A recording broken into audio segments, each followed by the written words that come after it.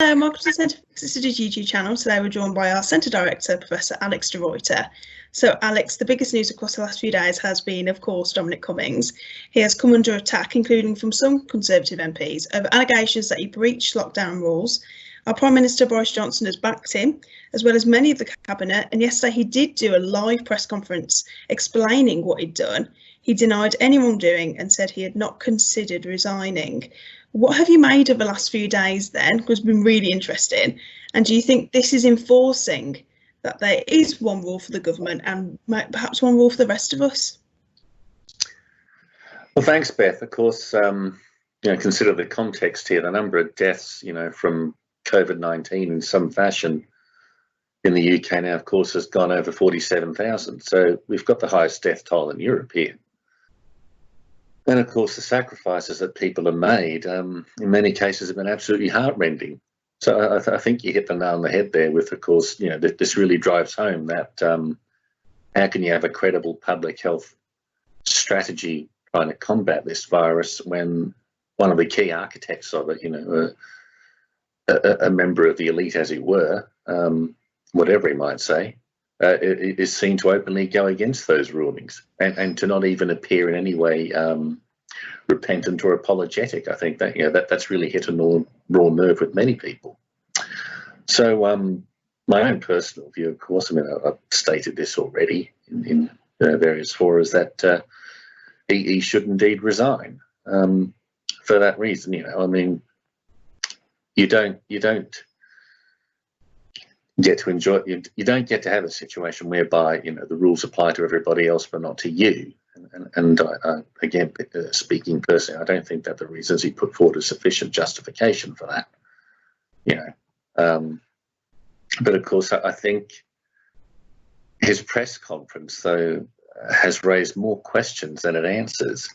So take, for example, Cummings has claimed that during that debrief that he did, that he'd been worried about a pandemic for some time now, and that he claimed to have written about it in his blog from last year.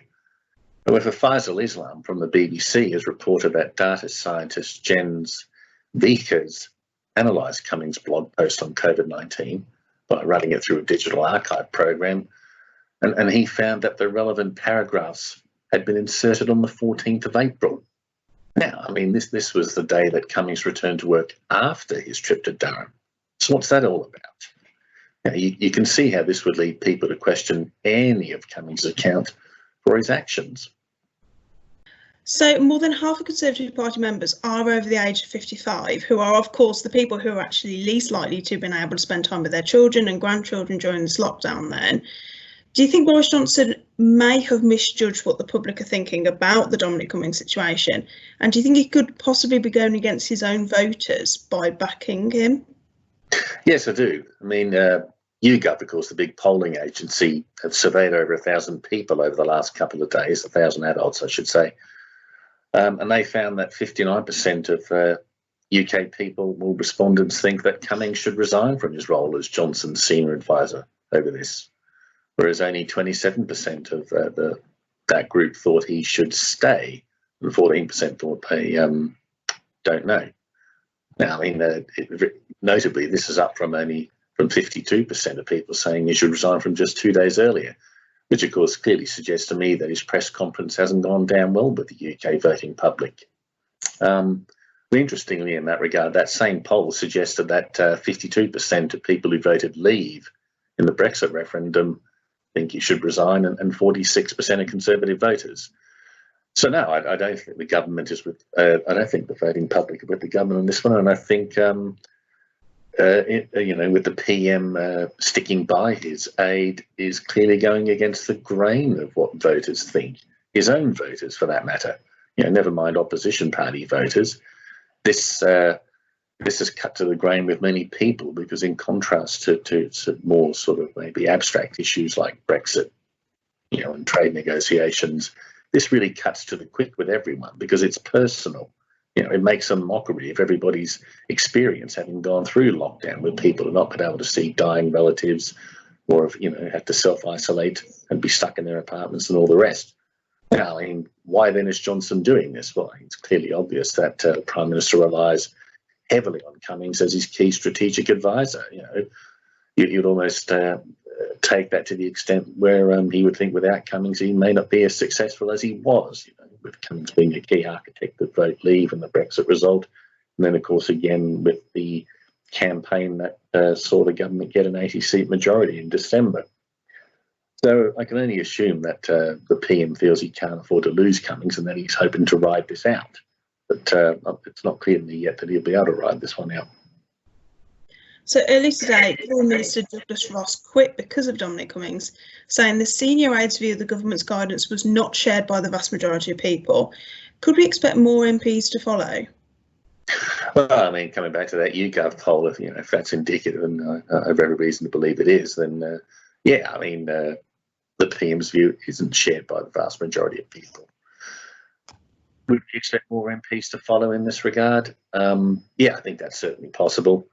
Reports suggest that cabinet members who were whipped into tweeting support for Cummings, privately felt demeaned by the whole experience, which, of course, I think points to widespread resentment in government ranks over Cummings' treatment and preferential treatment by the PM. And, of course, there's also speculation that cabinet members weren't even informed about this Cummings press conference prior to it taking place. None of these cabinet members, of course, have called for Cummings to resign or be sacked. My understanding at the moment is that the MP for the Forest of Dean, Mark Harper, is the latest Tory MP to call for Cummings to go. But yeah, I mean, I'd expect more to follow as they increasingly feel the heat from irate constituents. I think there's a key point there, especially Tory MPs in marginal seats in the Midlands and north of England and Scotland. They'll be very, very mindful of public sentiment in their own backyards over this. So could we expect the situation to just pass by and be forgotten about by the end of the week? Or do you think it will continue so that Boris Johnson will eventually have to consider Dominic Cummings' role? Or will it just come down to the fact that Boris isn't going to get rid of the bloke who is the reason behind his success? Well, I mean, let's bear in mind here, while this drama continues to play itself out, that COVID-19 is continuing to have a devastating effect on the wider economy. I mean, you'll note, for example, that McLaren, the Formula One car makers, have just announced they're going to shed 1,200 jobs due to the pandemic. So, whilst this goes on, it deflects attention from pressing concerns. But that said, no, I don't think this is going to go away. Pressure's building, and I think the PM will find himself in an increasingly impossible situation. Paul Brown from ITV, for example, has tweeted recently that he understood the opposition leaders, Keir Starmer and Blackford, etc., from the SNP, were chatting today and agreed on their call that Cummings' behaviour is, quote, a matter of public health. So that suggests that they'll take this further, and it is possible they could issue a joint public statement, for example, or write a letter to the PM. But I would suggest that the prospect of Keir Starmer taking up this issue is one that should cause sleepless nights for the PM. So watch this space. Thanks for joining us, Alex. You're welcome.